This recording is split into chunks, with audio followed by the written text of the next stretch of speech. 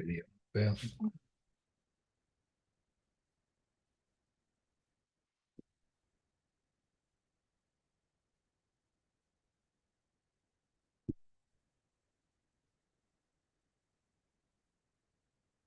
All right, we are live.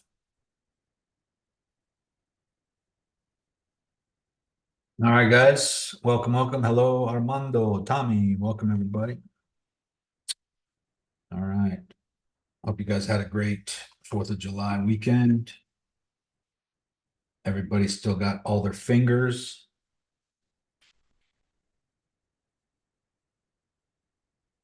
I don't get as excited as I used to. I've been through a few of those, plus we had a lot of rain over the weekend. So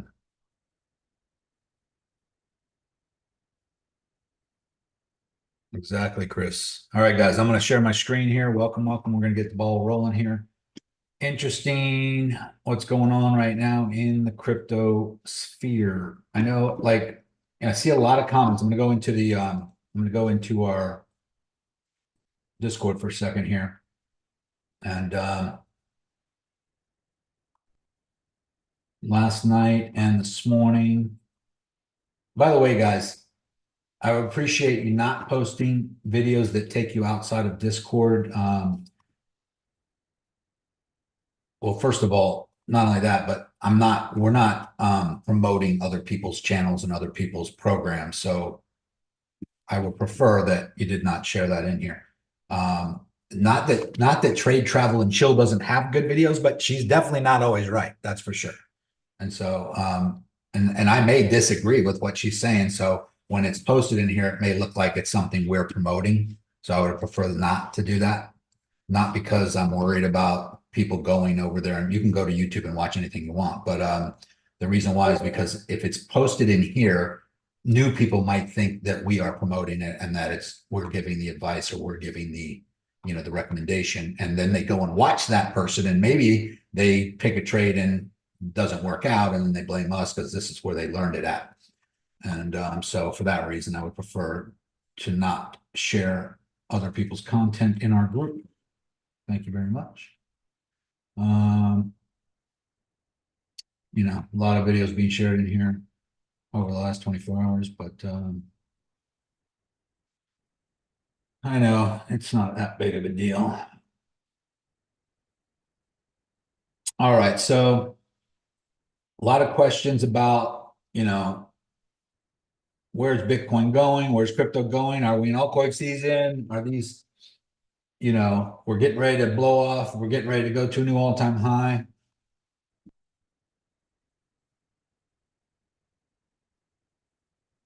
Let's see some of these more recent ones here. Also, guys, if you're going to share screenshots like this, John, I know you know better, but if you share a screenshot like this, you make sure you say what it is. Like he said, BTC 5-minute time frame. If you just share a screenshot like this without explaining what it is, no one can really understand. We don't know what time frame it is. We don't know what coin it is. We don't know whether it's a stock or a crypto stock or crypto coin or stock market chart. We don't know anything about this unless you say like John did there. So I would prefer, if you're going to share a screenshot, it's the whole screen where it shows, the chart, what it is, the time frame, everything.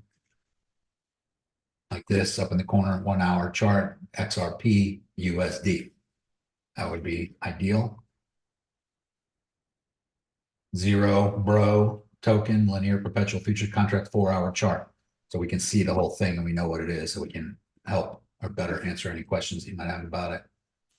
Let's see. Mike says, Chad, is this a Wyckoff with the spring highlighted W circled? If so, do I need to include the price action above my blue channel as well as the indicator? Let me just.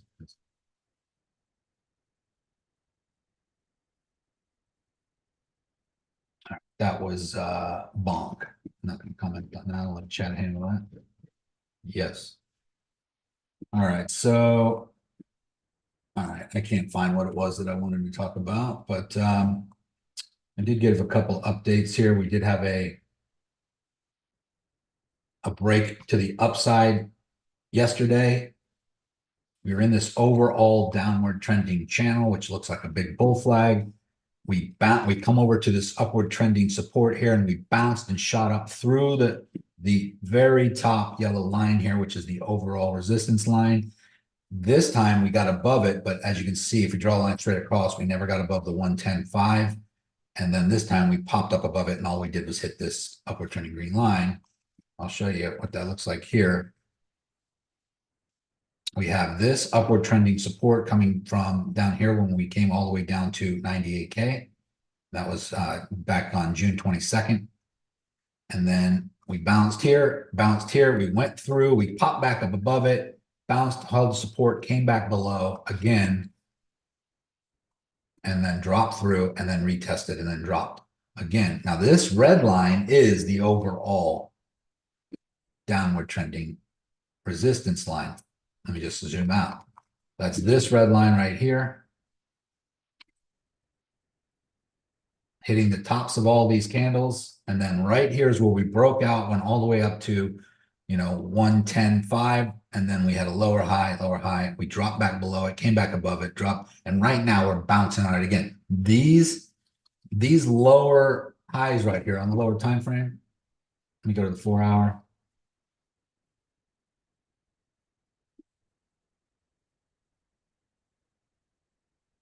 This bounce right here never made a higher high. I was actually expecting it to probably get back up to this level here, the 110.5 or the 110.5, and possibly even get up to retesting all-time high, but it did not make a higher high. Right here, it went up to only 109.6 and then dropped and then fell through this upward trending support. So we do have a bit of we had a very low buying pressure. We did not have a higher high here. All it did was come to this level, that 109.5. We had a lower high here. And on top of that, guys, bearish divergence. Again, we had a lower, oops, hold on one second.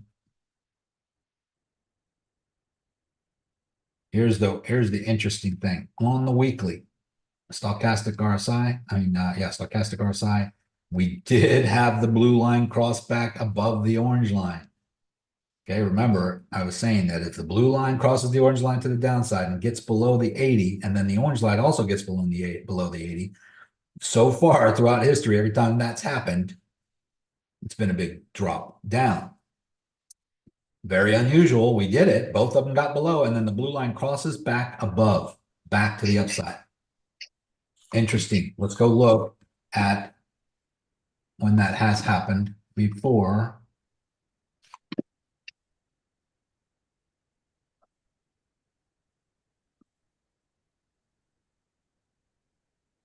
Here we are on the weekly. If we go back, we can see here where the blue line got down to the 80 and then crossed back up.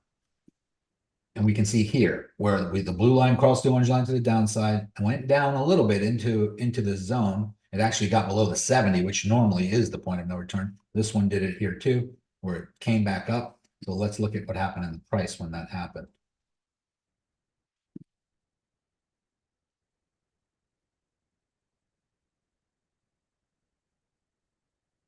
Blue line crossed back up. This was when we hit an all-time higher at 64.5. We come all the way down, 55% drop down to 29K. We come running back up, and we do not get all the way back up. And that's when we drop down from 53K back down to 39K. That was this big dip right here. And then it crossed back above and made another run for an all-time high and did get a little higher. This is when we got up to 68K. And so if that were to happen here, very similarly, what happened here is we were at all-time high, 112,000. We dipped all the way down to 98K. That was this big dip right there. And now we make a run back up, and we get very close to all-time high. We get up to 110.5. We did not quite make the 112 yet or go above it. We would need, and this still could and still can do that. We would need this to obviously come back up. and we could see another run up. But we're in that candle right now on the weekly, and it's currently red at the moment. It did try, and it did get up to, let me just get rid of some of these lines here. It did get up to 109.7 right there, that wick on that red candle, and then drop back down.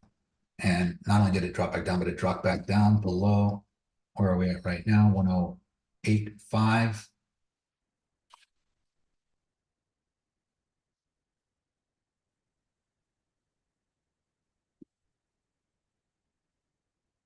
And then we're kind of bouncing on that right now. So this is the giant bull flag right here that we broke out of to the upside, which is definitely bullish. We came up and we hit 110.5, and we come back down and we tried to make a run for a higher high, and we did not make it yet. Let me go down to a lower time frame. Let's take a look at what's going on here.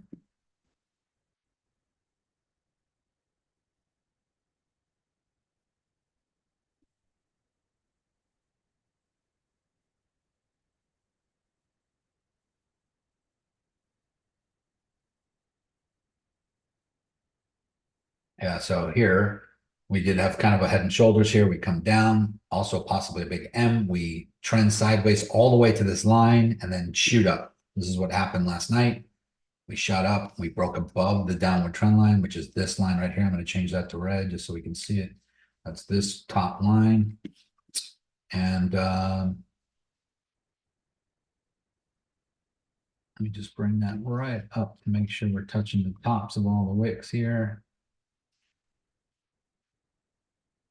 We came back below it, retested, broke back above it, bounced on this upward trend line here, and then broke through and bouncing again on the red line. So we are above this red line, but see this big pile right here, this big spike up here, this one was lower. So we have a lower high.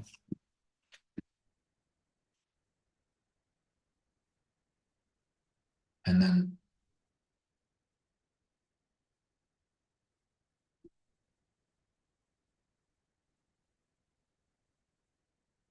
let's look at the RSI down here.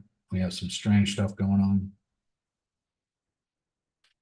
Go back to the weekly. It's still bearish divergence at the moment. This purple line right here, guys, has never gone up any higher. It needs to get above the 70. It actually needs to get above the 80. The 80 would be this peak right here.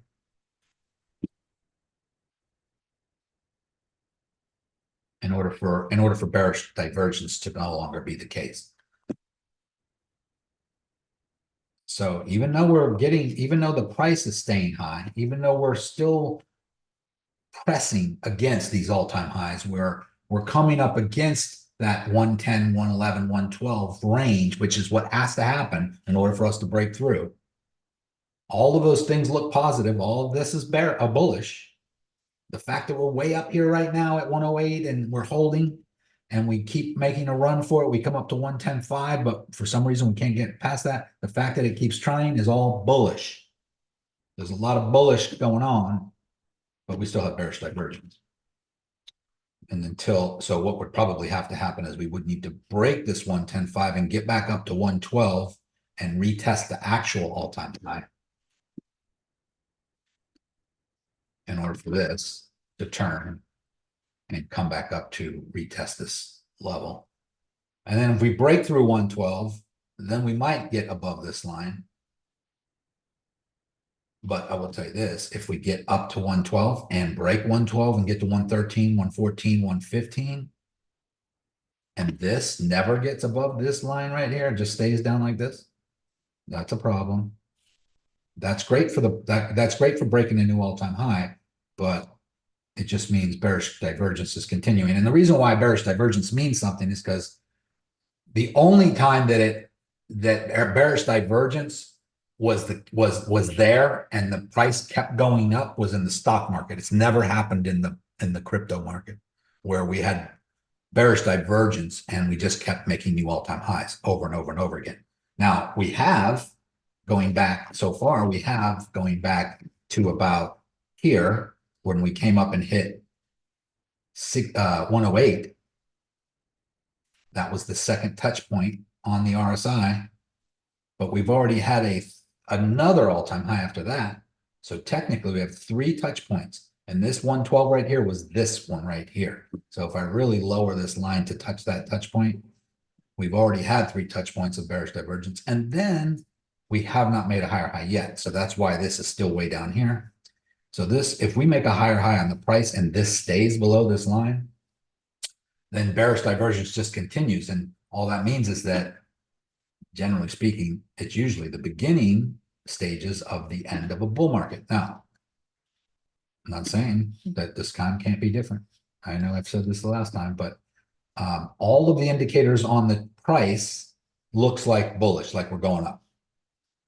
We just broke out of this bull flag. That's bullish, right? This huge bull flag we got right here. And that looks very similar to what happened back here. Very similar to what happened back here. We had a high, we had lower highs, lower highs, lower highs, lower highs. And we broke out and retested before really, and not only did, okay, so let's just pretend this is the 112 that we're at right here. This was the 112. And we were in this bull flag, and then we broke out and we hit 110. And then we come back down and retest 108. As you can see here, we spiked on this candle right here. We spiked all the way back up to 112. Even perfectly right on the nose, 112, boom. And then we come all the way back down to, let's just say 110, 18. And then that next candle finally busted out. That would be what would have to happen here. We got 112, less, less, less, less, less. We break out and hit 110. We come all the way back down. This could spike up to 110, 112, and then the next candle could be the one that breaks out. But there's a big but. And that but is that just because it did it here does not equal that it has to do that here. I'm just giving you an example of how that it looks very similar to this whole setup. The difference is, guys, is this took 500 days. No, not 500 days, 300 days. It's like 8 months of just up and down into this big bull flag before it finally broke out. And here on this one, we're only in this for like not even 100 days yet, I don't think. Let's see, May 19th, going on May 19th, June, July 19th, coming up on 60 days. We're not even 100 days in to this one. So, so we could have a ways to go here before we finally break out. This could just be another lower low, but it is there is a big difference. Well, let's see. Here we had a high. We had a lot of lower highs, but you see on this one, we actually came up higher than some of these wicks over here. This one we didn't until here. So we did wick all the way back up, and that's something that just happened here. So 112, lower highs, lower highs, lower highs, and then this one wicked all the way back up to 110.5. So that could be, this could be the catalyst, could be the time. Right now we have a red candle, but on the weekly, but it's holding above this downward trending resistance. So let's go back to the lower time frame and look. And this matters, guys, on all cryptos. You know, Bitcoin is the tide that rises all boats, but it also is the catalyst that triggers the altcoin season in the altcoin market. And usually the altcoin market takes off when Bitcoin is done pumping. So if we look at what's happening right now, it looks very much like we came up and retested this upward trending. Take this line. I'm gonna try to touch all these points here. Got nice wick down to it right here, and hit it here, bounce, came below it, retest, retest, retest, drop. Now we're dropping below this red line.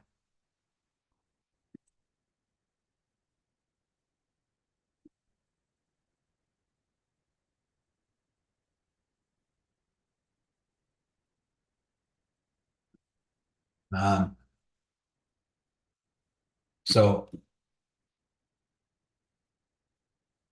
generally speaking, when you're in an apex, this is an apex, right? We have a higher lows, upward trending support coming into lower highs, downward trending resistance, and we had a couple instances where we broke above it and came back below, broke above it, coming back below, right at the tip of the apex, where really you couldn't go any further.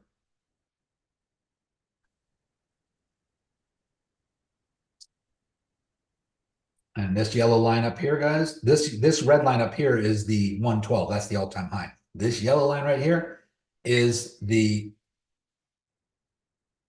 resistance at 110.5 that we've had multiple times. Let me just show you here.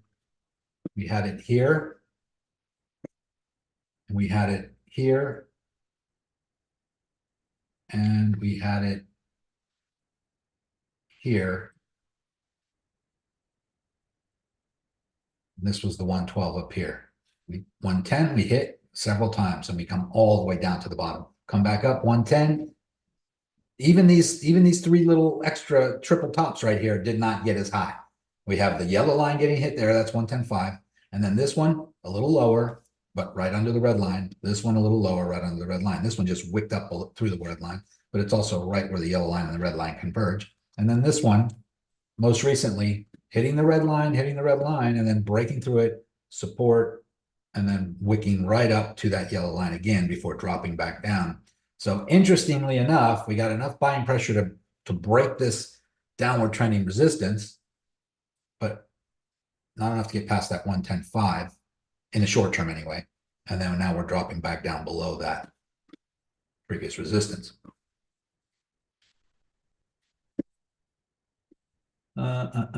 Is there a better, Sean asks, is there a better time frame for the market to come back to 50% of God candle?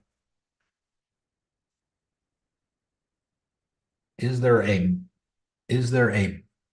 better time frame for the market to come back to 50% of a God candle? Maybe I didn't ask that right, Nico. Like if the 1 hour, the 1 day, the 15-minute, what's the best time frame? If there is a big spike in the market, normally the market does come back down and fill that gap 50%. I'm learning. What time frame are you looking at? I would say the daily or the weekly. Like you would like to see one or two candles above a certain support level on the daily. So that's 2 days, 2 daily candles above for instance, this downward trending. Let's just look at this right here. Let's go to the daily. So on the daily time frame, we have this red line here from the 112, the top, lower high, and right here we broke above it, right? And we have 1, 2, 3. We have two daily candles that stayed above. Well, this one didn't. Well, actually one. So you would want two. So we had one candle above it. This candle went above it. Then this candle opened and closed above this line. Then the next candle opens and went below the line. And then the next candle opened under the line. Then this candle opened and closed above the line, but this candle opened above it and now it's closing below it. It's still in this candle. So we haven't had 2 full days above that line. So these are not God candles, however, but God candle, for everybody who doesn't know, is just a huge, like I would say a God candle would be a $10,000 candlestick, $10,000 move to the upside. We haven't seen that in a long time. Not even sure, maybe back in the beginning stages of Bitcoin when we had jumped from 10,000 to 20,000 in a day, that would be considered like a God candle. I don't know what you refer to as a God candle, but like even these candles right here from 76K up to 89K, that's 2 candles that went up $10,000 right there. And this is the daily, so that was just over a 2-day period. That's a huge pump to the upside, yes, but not necessarily a God candle. I think some people would say God candle is you wake up one morning and Bitcoin is 100,000. You wake up the next morning and it's 200,000 or 150,000. You're like, oh shit, what did I miss while I was sleeping? That's what the industry refers to as like a God candle. But I would say any big pump to the upside that comes back and retraces 50%, I would say you would want it to hold on the daily above that retracement support. Because you can see a wick down on the 10-minute or the hourly, but if you go to the daily, and then if I go to the weekly, look, remember what I just showed you about those daily candles. If I go to the weekly and show you, we don't even have one. We have one candle that opened, went above it, came back below. This is the next candle. It's not even above it, you know. So we haven't had any candles hold above it on the weekly. So the higher the time frame, obviously the more accurate, I think, the more telling. If I go to the 10-minute, it looks like we stayed above that line for the last 4 days. But if I go to the daily or the weekly, we haven't held above it at all. We went above it, we came back below. We went above it, we come back below. Right now, it looks like we're almost coming back below. So I don't know if that answered your question or not, but I would say the daily at the very minimum, the daily candle. Nicole? Yes. Would that actually also hold for any kind of change in the direction of the trade? Like you would want to see it hold for a whole day before you conclude that it's changing direction? In theory, yes. Big players, the big traders, the guys who trade hundreds of thousands or millions of dollars, they're not trading, they're not scalping or going long or short on the 10-minute or the 15-minute or the hourly. They're waiting for these big moves. They're waiting for this on the daily or the weekly time frame, like this right here, maybe even the monthly, some of these guys. They're waiting for a breakout above this level. And here's what's going to happen. A lot of people that trade on the lower time frames, maybe the day traders and the more inexperienced traders, are waiting for us to get above this 10.5 or maybe get up to 12.5 or 12. They might be waiting for this to pump up to 12. And once it gets to 12, they're all going to pile in long. They're going to pile in longs because this is a breakout of this bull flag. And most of them are going to get wrecked. I will bet. I'm not telling you guys this is going to happen. I'm just telling you what I think is going to happen. If that happens and we shoot up and we break through the 110 and we get to 112, I say that we probably have a big pullback from there first. A lot of people are going to go long up here because they think this is finally the time. Might even wick above the 112. And that's when people are going to, as soon as it breaks that 112, people are going to be like, this is it, guys. We're going to the moon. And boom, we have a huge rejection. That's more likely to happen, in my opinion. Thank you. But yeah, I mean, I would say that the big players are waiting for a hold on the weekly, not just the daily, but actually on the weekly time frame. They're waiting to see something stay above. That's less risky for them because they're playing with a lot bigger money. But if you're trading, you don't care about that holding on the weekly because you're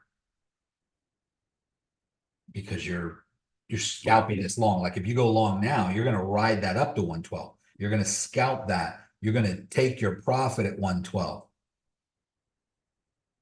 If it just shoots through, I guess you could stay in. But if it wicks up and comes back down, take your profit because that's probably going to come back down.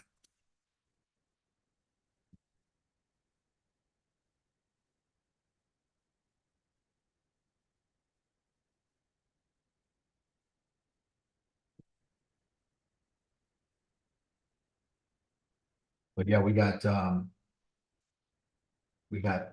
problem with this 110 zone so far, not being able to get through it. And I think we just hit it again here. Yeah.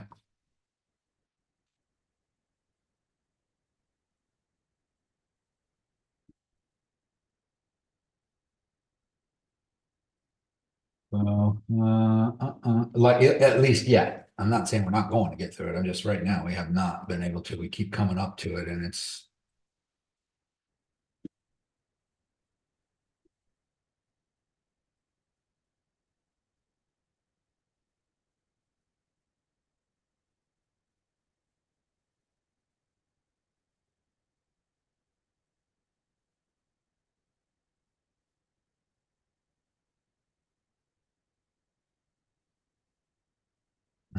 So where are we right now? We're at 108.3. Price seems to be coming back down into this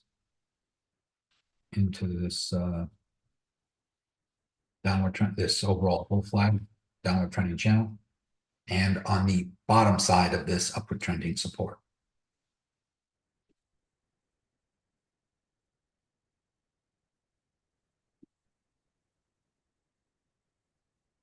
Let me check a couple other things that we haven't looked at lately.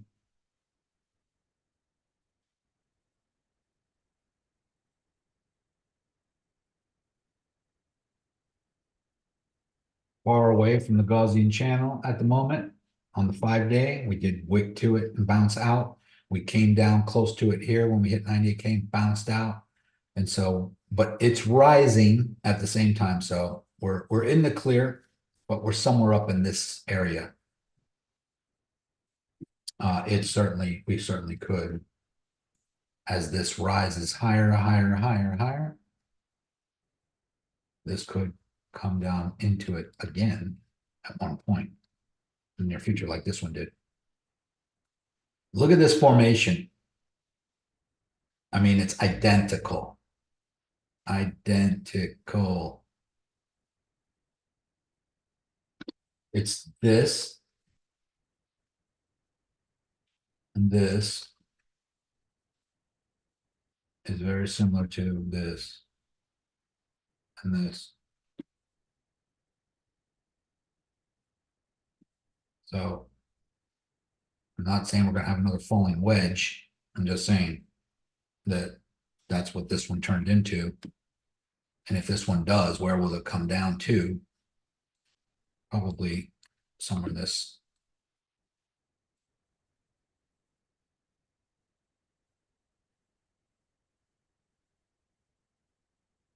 Range down here.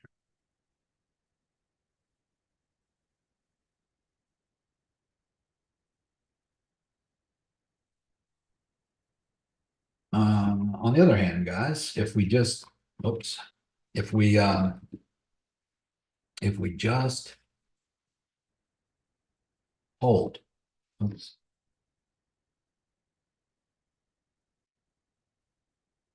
just hold above the 108.5. I mean, we did have a red X here on market cipher A right here.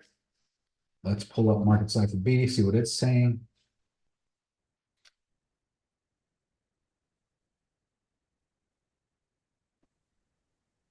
On the 10-minute, we have a red dot up there. Let's go to the hourly. We have money flow. We did have a red dot up here when we wicked up to the 109, 110 again up here, and then we started to fall. We did have a red dot and then confirmed with a red X here up here. But you'll see down here the money flow is flowing out, but it is also looking like it's starting to curve a little bit. That's the one now. Let's look at the daily. On the daily, we got a green dot right here, but that was this big green candle up.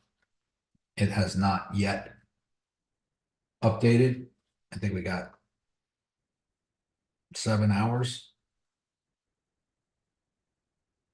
before it does on the daily. Look at the weekly.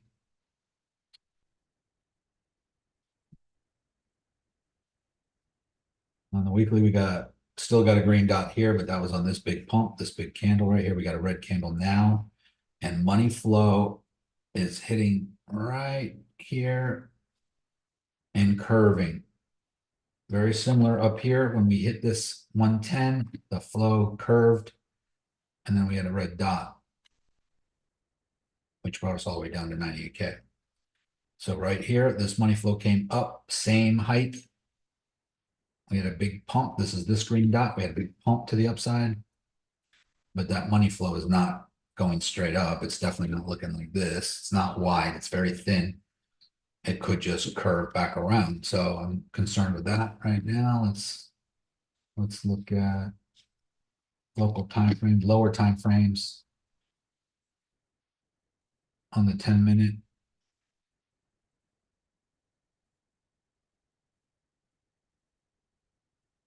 I mean, I'm going to do a red dot, right where the shit. But not only did we have a red dot, but we had a red diamond and a red X. Strange. The money flowed out. Looks like it came back up. It's kind of weird right here. This whole red fog going on is not. It's a little confused, I think, as to what it wants to do.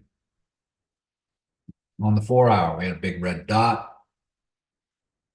Pretty much at the, not the quite the top here, but this candle right here with a red X dropping, money flowing out.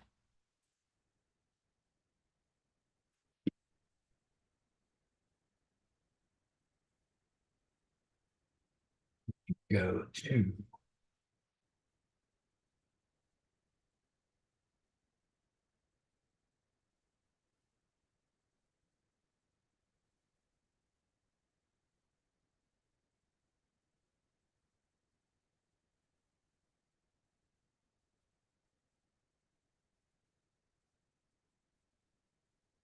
yeah, this is weak.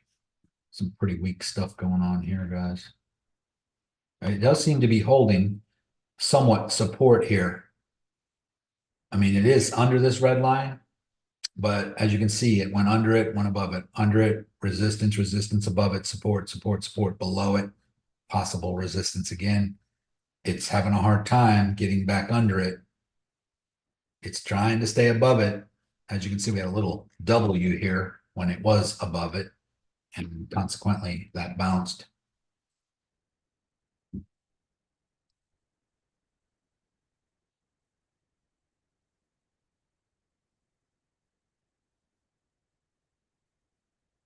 Almost looks like another W here, but could be a W turning into an M. I don't know. We got some long wicks to the downside pulling back up. Again, I'm only on the 10-minute time frame. We have some long wicks to the upside pulling back down. We got the bears and the bulls having a tug of war, but the overall trend is downward trending at the moment. Is it a W on the daily?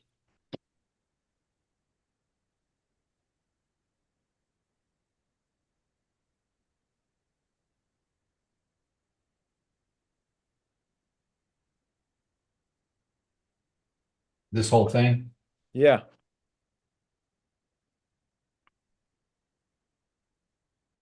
if I squint my eyes, I see Jesus. You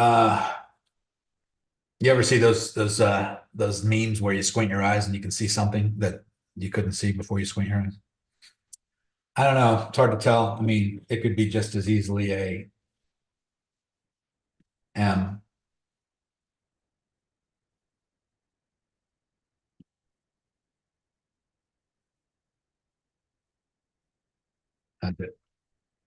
As it could be a W.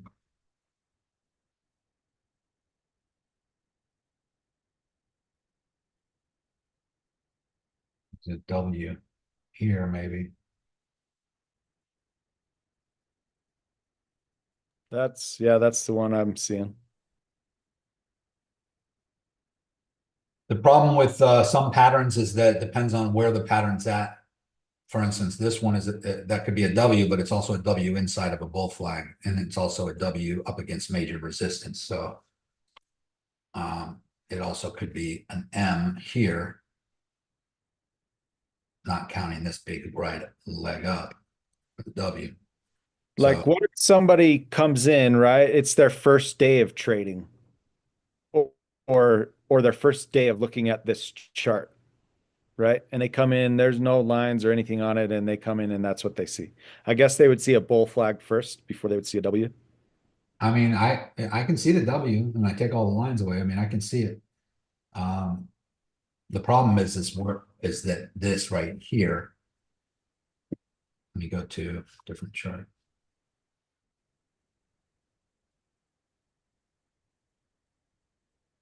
The problem is this up here. W, yes, but this up here is major resistance. And we just hit it again for the third time. And so you could be saying, okay, well, what else do we see here? Triple top,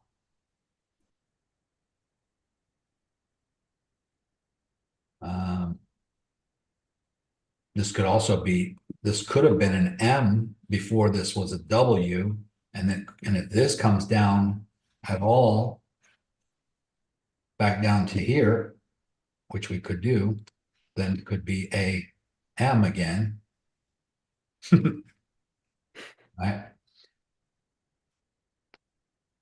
But if it is a W, and we do have a breakout equal to the depth of the W, let's just say somewhere in this range.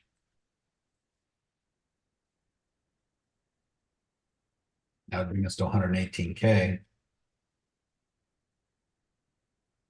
But we haven't even retested the previous high yet, so, which is here, which is 112. So I would say that we would need to come up and attempt to get through that first. Get above the 110.5, that's the major resistance, hold it as support, probably for a day on the daily time frame.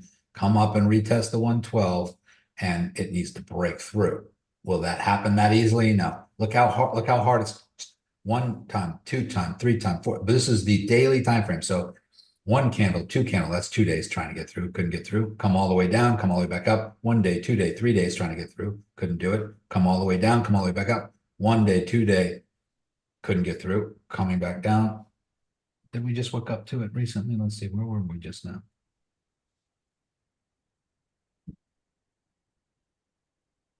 Oh, we just waked up to it. 109.7. So this candle still, so it's taking days and we can't even get through the 110. So are we just going to blow through the 112? No, we're probably going to hit it, come down and retest the 110, come back up, hit it, have a problem getting through it for a while, maybe come all the way down again, come back up and try it again. It takes time. It takes time to break through major resistance. So I'm not so sure W is going to have the same, they say that these patterns like a bull flag, the W, the M, they have a 70% chance. 70% of the time they do what they're known for. So a W, an upside down M, generally breaks to the upside. An M generally breaks to the downside. A bull flag, 70% of the time breaks to the upside. A bear flag, 70% of the time breaks to the downside. What about the other 30%? Why does it not on the other 30%? And the reason usually is because of resistance up against major support or up against major resistance. If we got major floor here, let's just say that this is the ceiling right here, 112, and we go through it and we pump all the way up to 118. And then we have a huge spike down all the way back to 112 to retest. And then we do this and we create this bear flag. And we're posting, hey guys, we got a big bear flag here on the daily. You know what bear flags do? Bear flags normally break to the downside. But the problem with this bear flag is it's right up against support, major support. That took us a while to break through. So we got through this resistance and then turned it into support and then pumped up and then come back down to retest it. And now it's creating a bear flag. Bear flags normally break to the downside, but on this case, it may not because we're bouncing on what was major resistance as major support.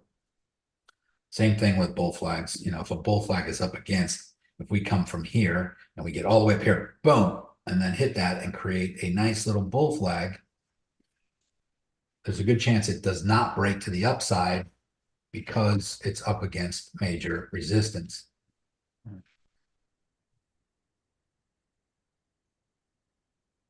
So that's the time you got to be careful with these patterns. I'm not convinced this could be a W, but I'm not convinced that it's going to play out like a normal W because we are up against major resistance. And not only that, this 10K, 10.5 resistance, but also downward trending bull flag. This was a huge bull flag.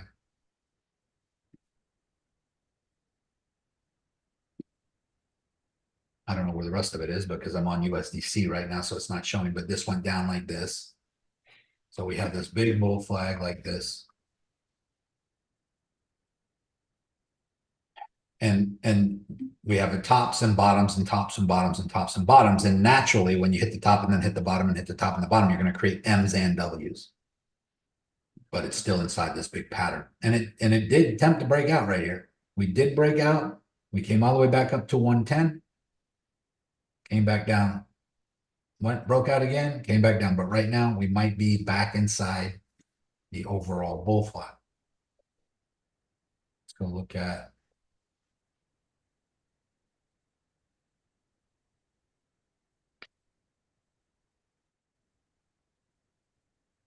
So yeah, I mean, I do see it. It definitely is one. It does appear to be one. But until we break out here and get above that 110, I'm going to be cautious with that. I'm not going to bet on that one. Laura says it's a bullish flag pattern with a bearish double top, possibly a triple top. Yes, I agree. 1, 2, 3.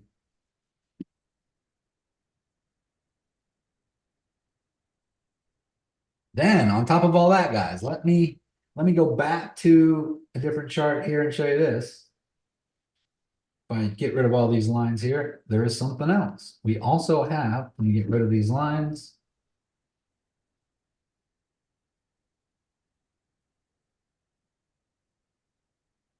go down to the, let's say the 2 hour.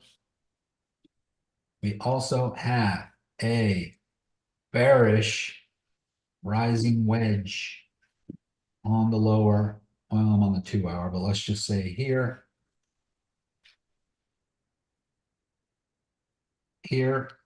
maybe, I think we already broke out of it.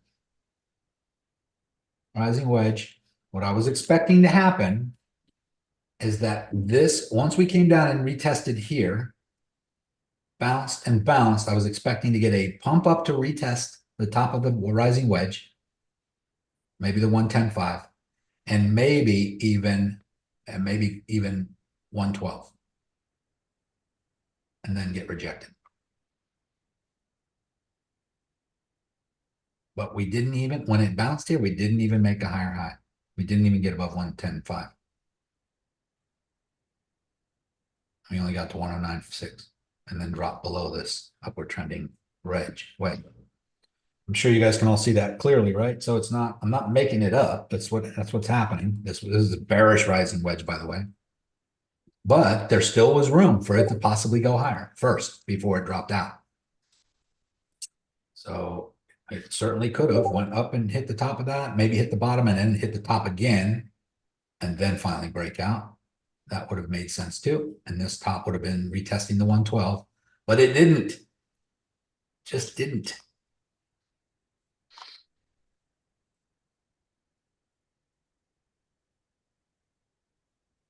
By the way, guys, I am short. When did I go short? I think I was short already in the channel, but I was negative for a little while. Get my last signals.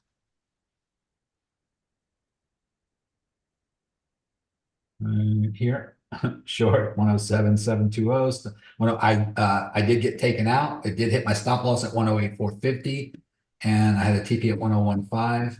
And of course, I had sub accounts that I didn't have stop losses. And by the way, just right here, where's 108.5? 108.5 was like right here. And just this alone, I was probably negative $1,000 over the last couple hours while I was waiting for it to come back. Didn't post a re-entry on the short because when I saw this rising wedge, I thought that maybe we'll come down and retest and then bounce and come back up. This would have been a really good time to short up here on the top of this. This is where everyone would be entering. This is where most people would be entering longs right up here once we got above the 110. And if it did get above that and hold and start to climb up towards the 112, most people would have entered long. And that's when I would have been. My bad. That's okay. I would have been taking profits if I was long or shorting, me personally, because unless it gets above 112 and holds as support, then it's just going to come retest that.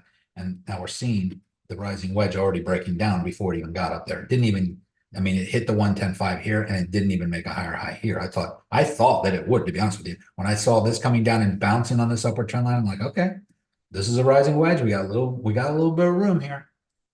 Okay, we might get higher than that, but is it going to hold? Or is it going to do one of these where it just comes up and wicks above and hits 111 and then comes back down and doesn't hold above the 110.5? Or even shoots all the way up and wicks all the way up to 112 and then comes down and breaks this upward trend line. But it just did that already. I mean, it went up to 109.6 and then fell. So this looks to me like it's about to drop more, guys. We have, let me just go to a lower time frame here. I mean, we did on the lower time frame, we did retest and then retest even lower lows, lower highs and lower lows.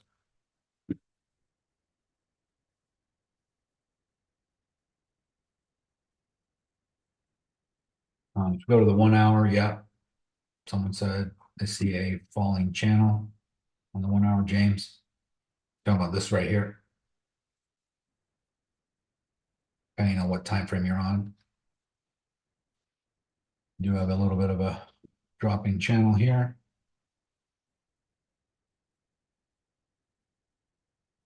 I'm hesitant to give a short signal right now, guys, because we are in a very interesting moment in history.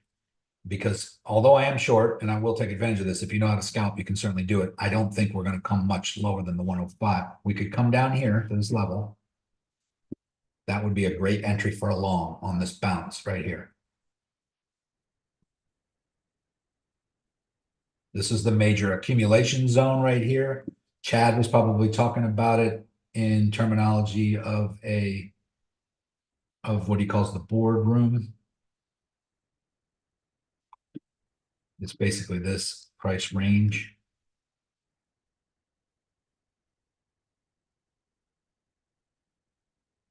We have another one little range up here. We hit it. We're hitting it right now, this range. But if we come back down into this boardroom here, we could see it come down to the 105.5 or maybe even the 104, maybe even the 103.5 all the way down and wick down to this level here. 103.5 range. Before a big bounce back to the upside.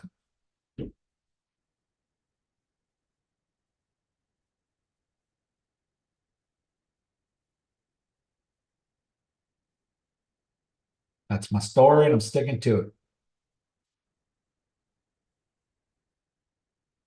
So I would be cautious shorting. I haven't given, and you guys might have noticed, and for you new people, we apologize, but we normally give a lot more signals on a weekly basis than we have been over the last month, probably because we're up here so high near the top. It's very difficult to determine what's going to happen when we're pressing against all-time highs, because until it breaks out to the upside, it may not. And until it breaks down to the downside, it may not. You know, it's just kind of stuck in this zone up here. And so, yeah, you can scalp these ups and downs, but you better know what you're doing, and you're going to get caught in, weekend traps and bull traps and bear traps and all kinds of little, this is a consolidation period when we're going sideways like this. Now, if you go on a low time frame, this may not look like it's sideways. This whole channel right here looks downward trending, but when you zoom out a little bit. Hey, Nico. Does look like a channel. Yeah, go ahead. I was looking at that. I think Chad even posted something about it. Inverted head and shoulders. Like if it comes down to like the 105 and then bounce, it would complete the inverted head and shoulders almost, maybe a little bit lower. That's what I was looking at yesterday. And then Chad put something about seeing that as well. Talking about here? Yeah, somewhere. Yep. Somewhere like if it came back down to that to complete it. Yeah, I agree. Maybe. Yep, I agree. So guys, I'm being cautious right now, so don't worry. I mean, there's going to come a time when we have 10 signals a day again, because there used to be like that, because it was just 1 to 5% moves every single day in the market, up and down. It was crazy. But when we get into this little tight area up here where we have a lot of pressure, we're like in a pressure cooker, really, because we're pressing up against the top. And when I say top, I don't mean like 112. I just mean this top zone, like right here. Right here. Actually, it's the 110.5. That's where we've hit the most. We hit it here, even when we went to 112. You can see we hit it as resistance. Boom. And then we went above it to 112. And then we held it as support, support, support. But we never made a higher high. Support. Hit even, bam, support, support, and then broke back through. So this 110.5 right here, resistance, resistance, resistance, resistance, resistance, resistance. That's what we got to get through. It's not the one, it's not just the 112. We got to get through 110.5, and then we got to hold above it. Even the only time we ever held above it was here when we got to 112. We held above it, but we never made a higher high. That's why, you know, I always tell you guys, whenever we break out of a major resistance level, we need to hold it as support and get higher than where we broke out to. That is normally the right way to enter, somewhere up here once we've made a higher high. In fact, usually it'll go higher and then come back down and retest that level. Jesus.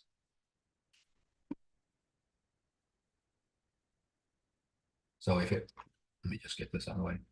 So if we break out and then come back down to retest, you usually want to wait for it to make a higher high. Because if it just does this, where it breaks out and retests, but it doesn't get higher, then chances are it's not going to.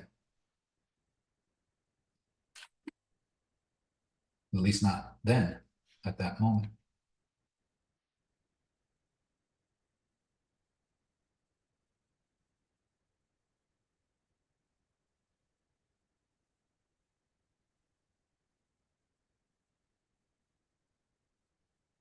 Yeah, Chris, you know, if you're a new member and you're wondering about not many signals to help you get started, just understand more signals would not help you right now. Because that means we're just throwing shit at the wall and hoping something sticks. You don't want quantity, you want quality. If I could give 10 signals a day right now, but they're scalps, and you would have to have gotten in at the time that I got in. By the time it takes me to type the message and put it in the signal channel, it's too late. And you would get hurt and you'd be like, shit, these signals suck. But on swing trades and on day trades, the ones that we think have a big chance of getting a success for everyone in the group, we're a little bit more cautious to want to make sure that it's going to do what we think it's going to do first. And sometimes to be a really good trader, sometimes you just got to sit on your hands and wait for the proper trade setup. You could be all geared up, ready to go. You could have all the ammo and the gun and ready to go hunting. But if you just walk out your front door blasting, you're less likely to hit something. You're more likely to burn through all your ammo. And then you're not going to have anything when you actually see a good target to shoot. You're not going to have any ammo left. And so sometimes you got to sit on your hands and wait for the exact right moment to pull the trigger. I know I got a lot of analogies, but the reality is that sometimes that's when it really makes sense. But right now we are dropping. And there is no doubt we did break below this upward trending support. That's obvious here, right? And we were in a bearish rising wedge and we broke to the downside. That's bearish. That's obvious. We did bounce on the support and we did not make a higher high. That's obvious. So where we're coming down to, in my opinion, is first somewhere in this little range right here, 107.250. We might see some support here, right here, but ultimately probably 106.5. Let's look at the liquidation heat map. Yeah, we got some down here in the 107 range.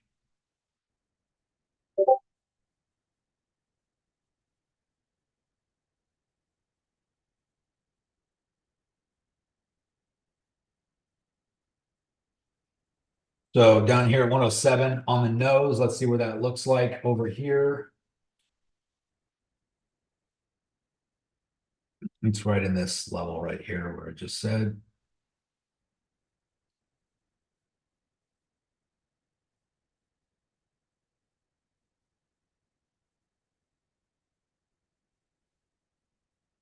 Resistance, support, support, We go back and just go back and look. We got lots of resistance, resistance, resistance, support, resistance, support, resistance, support, support, support, support, resistance, resistance, resistance, support. And so there's obviously something here. And if we take it all the way back, we got resistance and resistance. And we go back even further. Support. Support, support, support, resistance. So that's probably where we're heading in the short term, right here. 107, 150 or so. We're going to eat up this liquidity. There's a lot of people getting ready to get liquidated right in this area. And then we'll see. We'll see what happens after that. I am on, let me go to look at the different models here.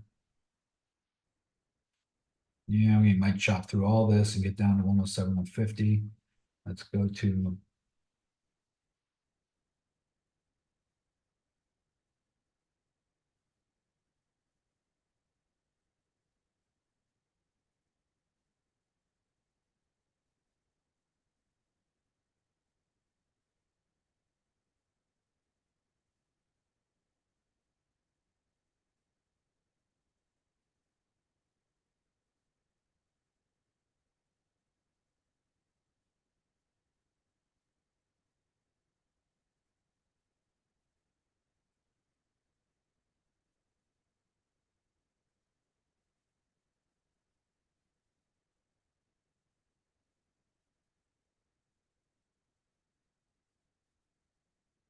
let's go take a look at old element.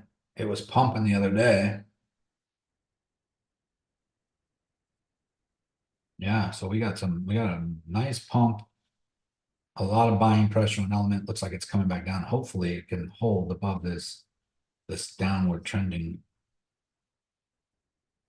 line that we've been in for so long here, because we had some pumps before and it came right back down. This one at least held support here so far.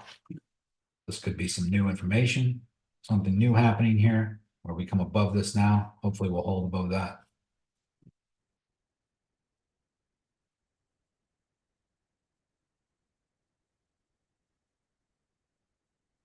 Yeah, Val says, I agree. For newbie, swing trade will allow time to analyze how to trade on FEMX. So guys, if you're brand new, don't be overly anxious to trade. I know you want to, and I know you want to make a lot of money quick, but it is certainly possible to do that. But when you're brand new and you're not really sure what you're doing, you should wait for the signals, whether they're mine or Chad. Chad's been on a roll the last month or so. He's like, I think he had like 8 out of 9 winners in a row.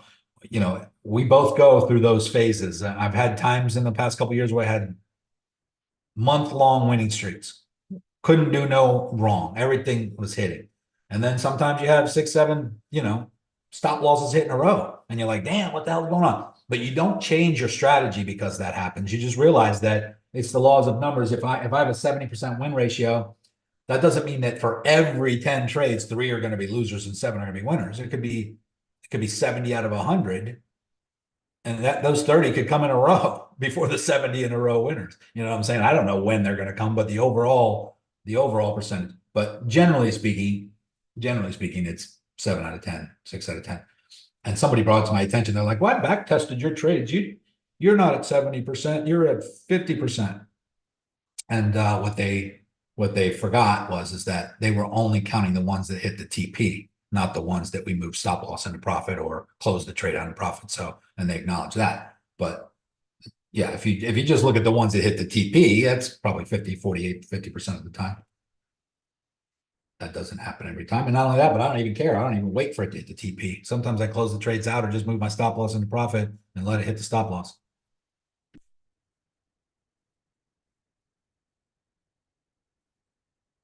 But yeah, guys, so in the grand scheme of things, the overall projection, the overall picture right now is we are still up there and we're still way above 100K right now. We retested 110 again yesterday or over the last week. We come back up just last night, just over the last few hours, hit 109.7. Could not get back up here again. This is the major resistance level. We only broke above it once back here when we hit 112. and we did not make a higher high when we bounced on it, came back below, all the way down to this line. This seems to be a magic support line here at 107. We come hit it, we come back up 110, hit it. This time we fell through, came back up 110, hit it, fell through, came back up, did not get as high, fell through, came back above, hit it, fell through again, came back up, hit it, 110, hit it, didn't get as high, coming back down. I mean, that's as repeating as you can imagine if you look at it that way. So does that mean we're going to fall through it this time? It looks like we're due. We're due to a fall through, right? But doesn't mean anything. No rhyme or reason. But it is a definite trend sideways with several barometers. This one being the top, this one down here being the bottom, with a couple incidences that we wick through lower. And so, but every time we came back up, we never got through higher yet. So when you look at it that way, we have lower lows and so we have a horizontal resistance line up here, a ceiling, and we have a floor that's getting lower and lower and lower. It's a falling, widening wedge.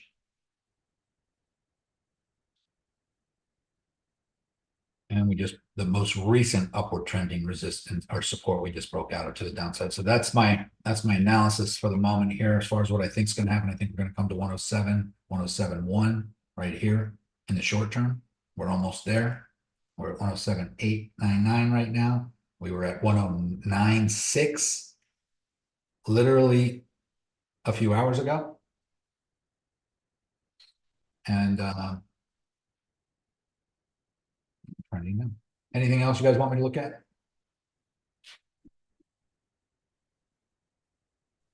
I have a question about candles. Can you Yes. tell me what determines whether it's the body or the wick? What determines? Yes, is there a certain amount of time that differentiates so that it shows Yeah. as a wick or in the body? So this candle, this is the 1 hour time frame. This green candle right here lasted 1 hour, the whole thing, including the wick. And the wick represents how high it got during that hour. And right here is when it printed, meaning the candle was done and this candle started.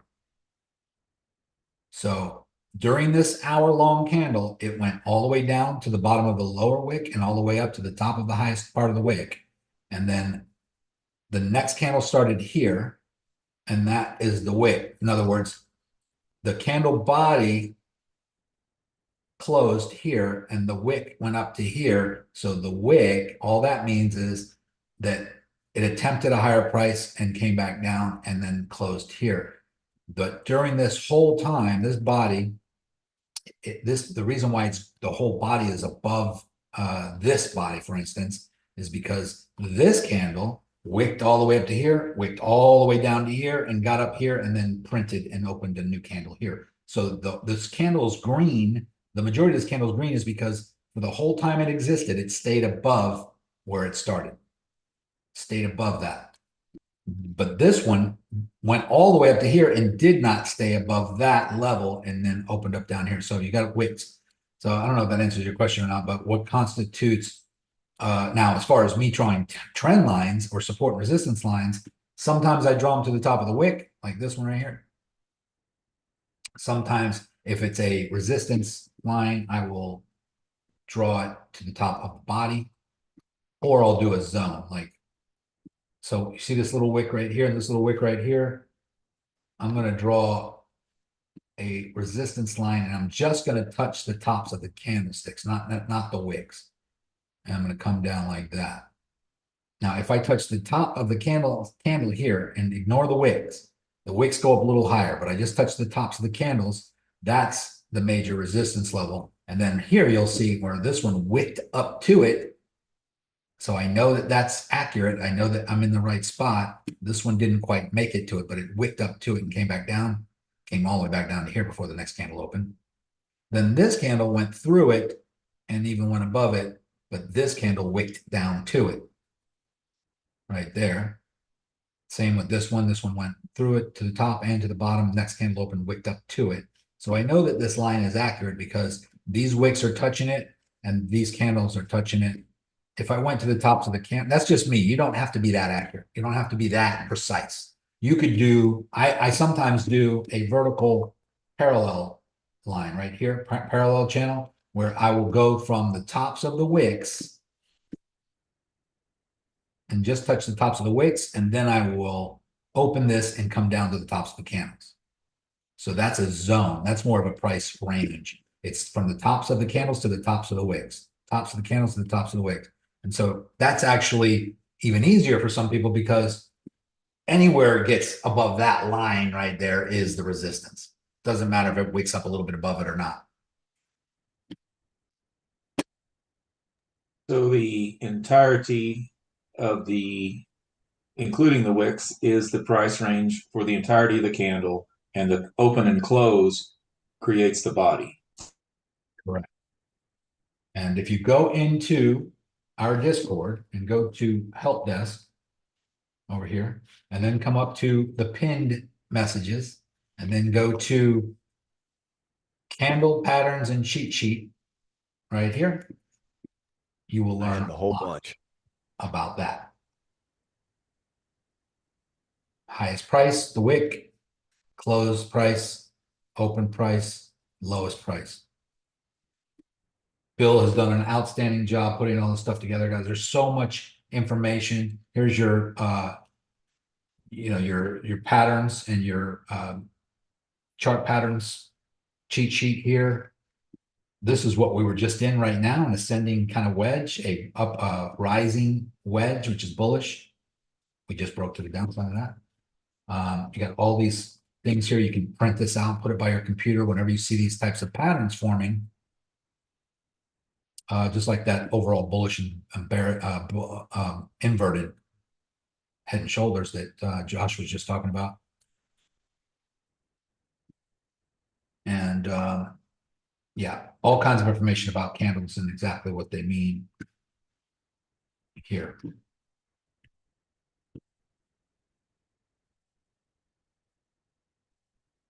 I know for some of you this might seem confusing. It's only confusing at first glance, really, because once you just start reading and looking at it and trying to understand it, all of a sudden it starts to make sense. And it happens very quickly when you really start to. It's like if you're at a bar in Mexico and you don't know any Spanish, and the guy next to you orders a beer, but you don't really know how to order the beer in Spanish, but you hear him say, dos Equis or whatever, dos hermoso, how do you say it? Cerveza, dos cerveza.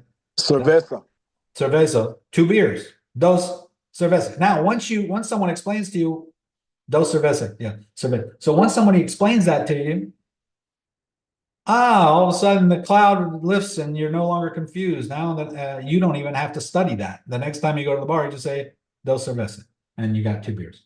I mean, it's like easy. Once you know it, you know it. But when you don't know it, everything seems confusing, obviously. So this doesn't take long, but there are certain patterns like this right here, gravestone dojis, where you have a very small body. In other words, the candlestick opened here, went all the way up to here, and then closed here again. So you have a very small body and a very long wick to the upside. That's a gravestone doji, usually a very bearish signal or a trend reversal. Let me see if I can see any of those over here right now. This one's a bearish hammer. Long wick to the upside, very small body, and bearish. And obviously, we dropped after that. So when you see certain candlesticks, you can kind of see what's going to happen. Here's another one. So we have this huge, long wick to the downside and a very thin body up here. We hardly can even see the body of the candle. And what does that mean? We had 1, 2, 3, 4 green candles to the upside, and then a Doge candlestick, which is a indication of a trend reversal. And then what happened after that? Boom, boom, boom, boom, dropping all the way down to here. Nico, Yes, sir. when you're looking at the what's it called? The Higoshi candlesticks. Is it a different, I think I'm saying that wrong, but is it a different way to analyze the sticks? How's that work? What was- Ashi. Oh, Yeah, Haikanashi. yes, sir. Thank you. Not really. Well, kind of. So let me go. This is the candlesticks, regular candlesticks right here, guys. And normally I'm on candles right now, but normally I am on Haikanashi, which is if you go to the candle indicator section here, normally you're going to be on candles. But if you go, some people like to be on hollow candles, which is this. Some people like to be on a line chart, line with markers. There's all kinds of different types of charting. But Haikanashi is the candles without the static. So what does that mean? You know, it's kind of like when you're in a car listening to your radio back in the old days when you had to turn the dial to tune into a station and you get that static and you just adjust it a little bit and all of a sudden the static goes away. It's a lot clearer. Well, the Haikanashi candles basically gets rid of the background noise. And the background, let me just switch back so you can see the difference. You see this red, you see this all this green right here. If I switch back to just regular candles, just look at this section right here as an example. All these green candles right there. Okay. Well, they're not all green anymore. We got a couple reds mixed in.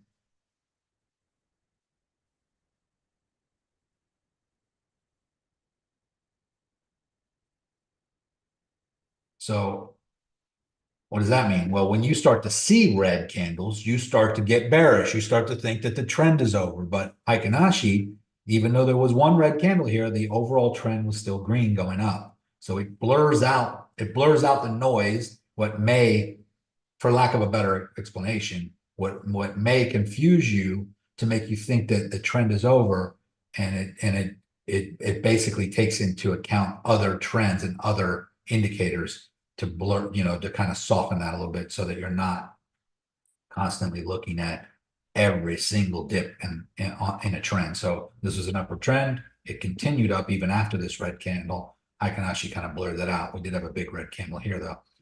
So it must then kind of skew the open close a little bit to average that out to get those get that effect, I Correct. imagine. Yeah, that's exactly what it's doing. So a lot of pro traders use Haikanashi. I switch back and forth. Sometimes I like to go back to the regular candles just to see.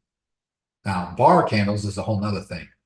A lot of professional traders use the bar candles. We don't ever do it here. We don't ever talk about it here, but the reality is that it's showing you the tops and the bottoms of the candle, but also exactly where it closed and where the next candle started with these little lines. I personally don't like it, but there are a lot of traders that use that.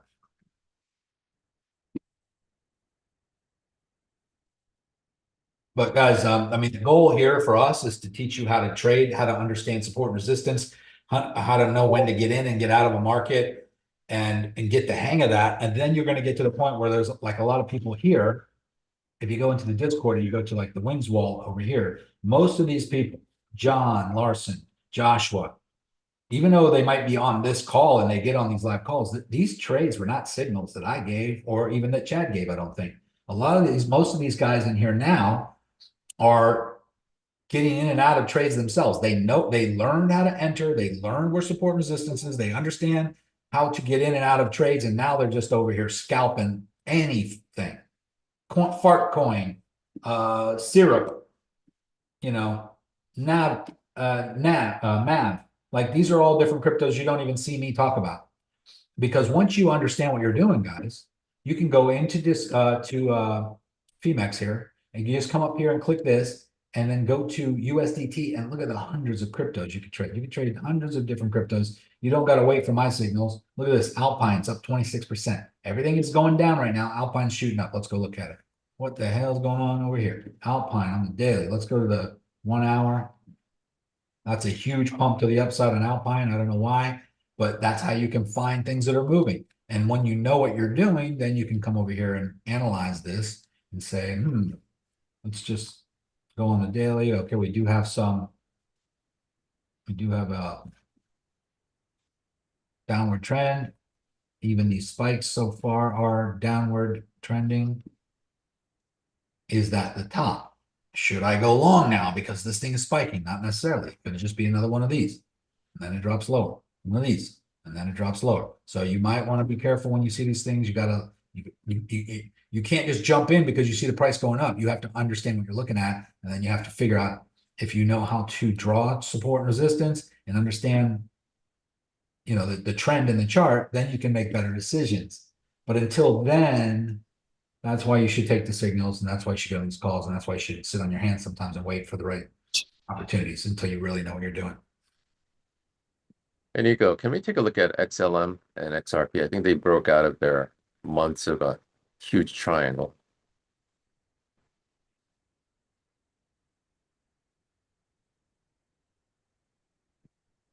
It looks like it's trying. I mean, this could just be a wick up right now, like this one and like this one. I don't have it exactly at the very tip top. Let me put a line, just like what we were talking about a minute ago. Let me put a line right up the tops of all these wicks.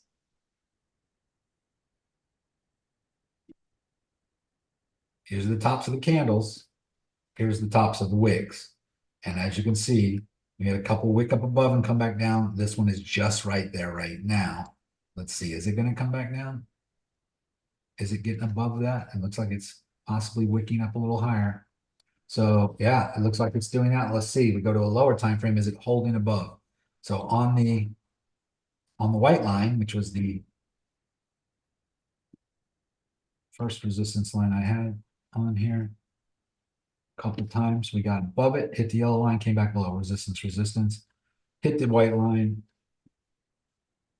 Hit the white line, went all the way to the yellow line, came back below, hit the white line, went to the yellow line, came back below, resistance, resistance, resistance.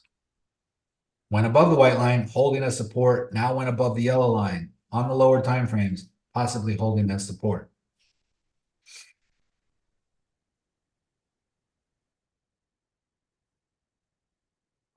Definite upward trend from the bottom.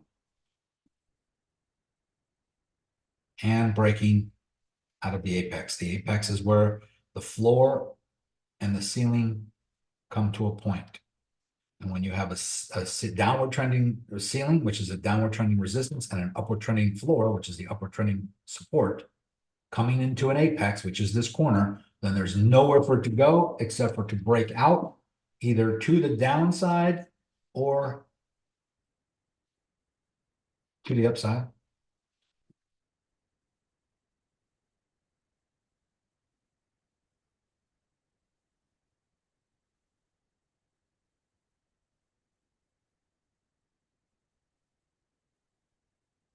This is bullish for XRP. XRP has been bullish since June 22nd. The last few weeks just been climbing. And the overall apex, this little apex is what I was just telling you about, but we also have an overall apex, which is this giant wedge that it's been in for a while. Floor, floor, floor, ceiling. Ceiling getting lower and lower. So we got lower highs, and the floor is staying nice and consistent. Horizontal support, and now we're possibly breaking out to the top. This is bullish. Giant bull flag, possibly breaking out to the top. And I say possibly because just like it did here, just like it did up here, it could wick up and then come right back in. So you got to be a little careful here. So what you should wait for is for it to hold this support. Let me go back to the lower time frame. As you can see, it broke out and it retested a support, and it did make a higher high, but it did not hold. Did not hold above this high. And it's falling back down. Not only that, but as you can see, high, support, resistance, broke through a higher high, did not hold as support and retested as resistance. And now it's falling back down. So is it going to go through this yellow line and then back down into this area here? Let's see. So this is why you got to be patient and sit on your hands sometimes when you're analyzing this. A lot of people just see this big pump and say, oh my God, I'm going long. I want to jump in. And then all of a sudden it just turns on you and comes back down. So most importantly, guys, is patience in trading. You're not going to miss anything. Even if you do miss something, then if you missed it, that means you missed it. It's too late anyway. You should have got in before it pumped. Like the best time to be in this right here would be back here long when it bounced on this upward trending support. Every time it bounced here, that would have been an entry. So this would have been a good long right here. But once it gets up to this level, you don't go long, you wait for it to break out. And it broke out. Now we're waiting to see if it holds as support.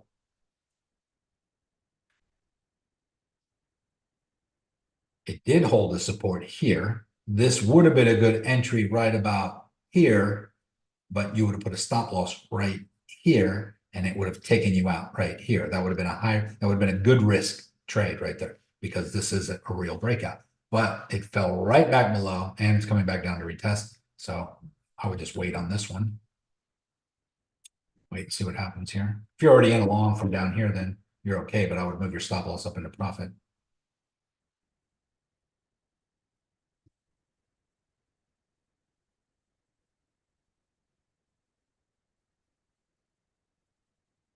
Did that answer your question, Gary? On XRP? So yeah, I'm thinking, Yes, sir. Thank you. you're welcome.